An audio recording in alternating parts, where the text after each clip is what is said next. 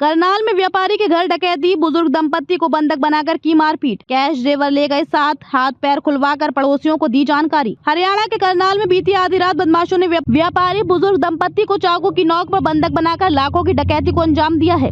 बदमाशों ने दंपत्ति के हाथ और मुंह बांधा और करीब 1:30 बजे से 4 बजे तक पूरे घर को खंगाल दिया। सोने, चांदी, नकदी और डायमंड पर हाथ साफ कर दिया। बदमाशों के जाने के बाद बुजुर्ग ने किसी तरह से खुद को खोला और पड़ोसियों को घटना की जानकारी दी, जिसके बाद पड़ोसी मौके पर पहुंचे और पुलिस को बुलाया। पीड़ित ने मामले की शिकायत पुलिस से की है। पुलिस मामले की जांच कर रही है। डेयरी प्रोडक्ट का काम करता है बुजुर्ग। करनाल की गीता कॉलोनी में 52 वर्षीय व्यापारी संदीप गोयल अपनी पत्नी और बेटी के साथ रहते हैं। इनके बेटे दूसरे शहरों में रहते हैं। पीड़ित संदीप का डेयरी प्रोडक्ट का काम है और पत्नी किसी प्राइवेट स्कूल में अध्यापक हैं। 6-7 जनवरी की आधी रात करीब 1:30 बजे 10 से 12 बदमाश घर के अंदर घुसे। हालांकि दरवाजों में हरकत की आवाज से संदीप की आंखें खुल गई थी। इससे पहले वे कुछ करवाते करीब 5 बदमाश अंदर घुसे और उसे और उसकी पत्नी को चाकू की नोक पर बंधक बना लिया। उनके साथ मारपीट की गई, जिसके बाद पीड़ित के दोनों हाथ बांध दिए गए और मुँह पर भी पट्टी बांध दी। सुबह 4 बजे तक बदमाशों ने घर का एक कोना छान मारा। घर में जो लाखों की नकदी थी और सोने चांदी के आभूषण थे, वो सब अपने साथ लेकर चले गए। बदमाशों ने उन्हें 2.5 घंटे तक बंधक बनाकर रखा गया। मुख्य बदमाश दे रहा था दूसरों को डायरेक्शन। पीड़ित संदीप ने बताया कि एक मुख्य बदमाश उनके पास ही बैठा हुआ था, जो बदमाशों को डायरेक्शन दे रहा था।